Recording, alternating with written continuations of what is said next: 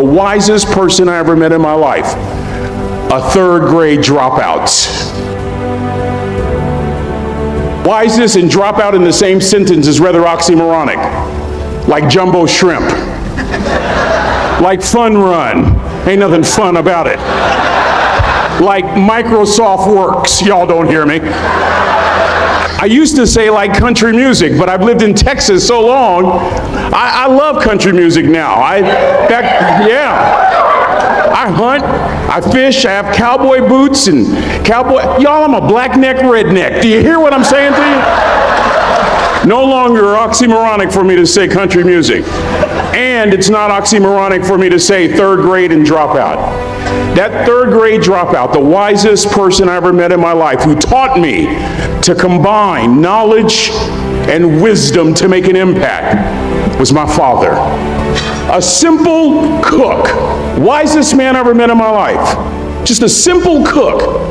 Left school in the third grade to help out on the family farm, but just because he left school doesn't mean his education stopped. Mark Twain once said, "I've never allowed my schooling to get in the way of my education." My father taught himself how to read, taught himself how to write, decided in the midst of Jim Crowism, as America was breathing the last gasp of the Civil War, my father decided he was going to stand and be a man.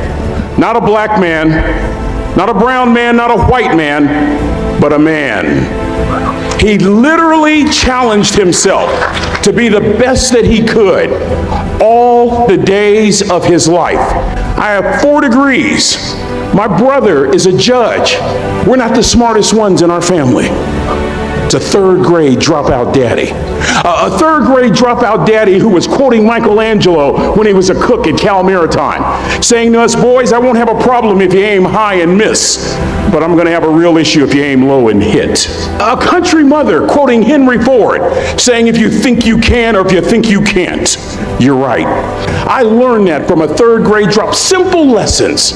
Lessons like these. Son, you'd rather be an hour early than a minute late. We never knew what time it was at my house because the clocks were always ahead. My mother said for nearly 30 years my father left the house at 3:45 in the morning.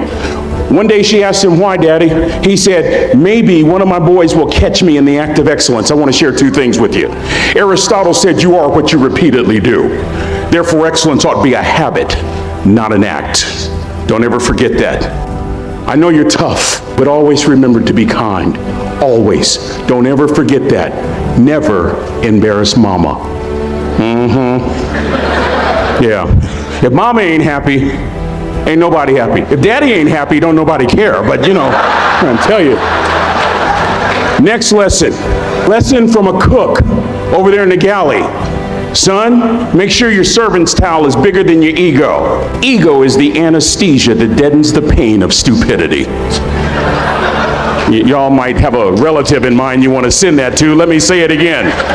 Ego is the anesthesia that deadens the pain of stupidity. Pride is the burden of a foolish person. John Wooden coached basketball at UCLA for a living, but his calling was to impact people. And with all those national championships, guess what he was found doing in the middle of the week? Going into the cupboard, grabbing a broom, and sweeping his own gym floor. You want to make an impact? Find your broom. Every day of your life, you find your broom. You grow your influence that way. That way you're attracting people so that you can impact them. Final lesson. Son, if you're going to do a job, do it right. I've always been told how average I can be. Always been criticized about being average. But I want to tell you something.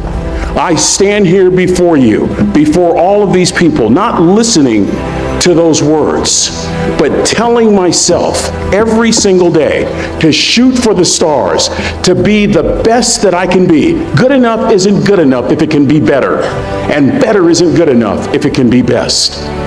Let me close with a very personal story that I think will bring all this into focus. Wisdom will come to you in the unlikeliest of sources, a lot of times through failure.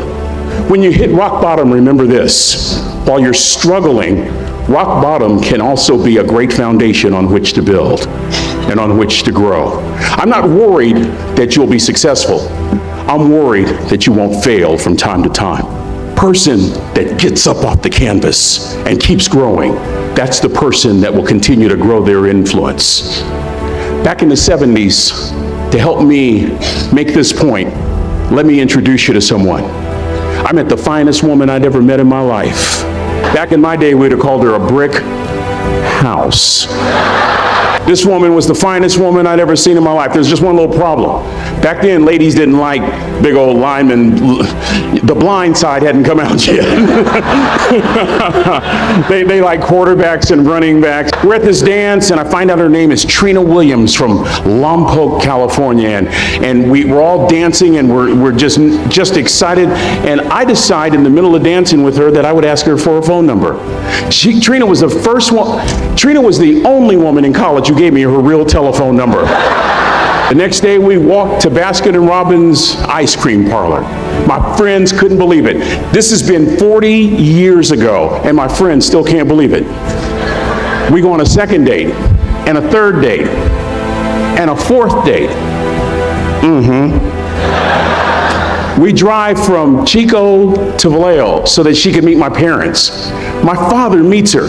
My daddy, my hero, he meets her, pulls me to the side and says, "Is she psycho?" But anyway, we go together for a year, 2 years, 3 years, 4 years. By now, Trina's a senior in college. I'm still a freshman, but I'm working some things out. I'm so glad I graduated in 4 terms. Nixon, Ford, Carter, Reagan. So now it's time to propose. So I talk to her girlfriends, and it's California, it's in the 70s, so it has to be outside, have to have a candle, and have to have, some chocolate. Listen, I'm from the hood. I had a bottle of Boone's Farm wine. That's what I had. She said yes. That was the key. I married the most beautiful woman I'd ever seen in my life. Y'all ever been to a wedding, and even before the wedding starts, you hear this? How in the world? And it was coming from my side of the family. We get married, we have a few children, our lives are great. One day, Trina finds a lump in her left breast, breast cancer. 6 years after that diagnosis, me and my 2 little boys walked up to Mommy's casket. And for 2 years, my heart didn't beat. If it wasn't for my faith in God, I wouldn't be standing here today. If it wasn't for those 2 little boys, there would have been no reason for which to go on. I was completely lost. That was rock bottom. You know what sustained me? The wisdom of a 3rd grade dropout. The wisdom of a simple cook. We're at the casket. I'd never seen my dad cry, but this time I saw my dad cry. That was his daughter. Trina was his daughter, not his daughter-in-law. And I'm right behind my father, about to see her for the last time on this earth. And my father shared 3 words with me that changed my life right there at the casket. It would be the last lesson he would ever teach me. He said, "Son, just stand. You keep standing. You keep standing, no matter how rough the sea, you keep standing." And I'm not talking about just water. You keep standing. No matter what, you don't give up. And as clearly as I'm talking to you today, these were some of her last words to me. She looked me in the eye and she said, "It doesn't matter to me any longer how long I live. What matters to me most is how I live." I ask y'all one question, a question that I was asked all my life by a 3rd grade dropout. How you living? How you living? Every day ask yourself that question, how you living? Here's what a cook would suggest you to live this way.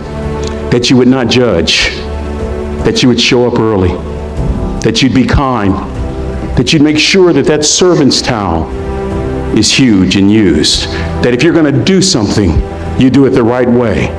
That cook would tell you this, that it's never wrong to do the right thing, that how you do anything is how you do everything.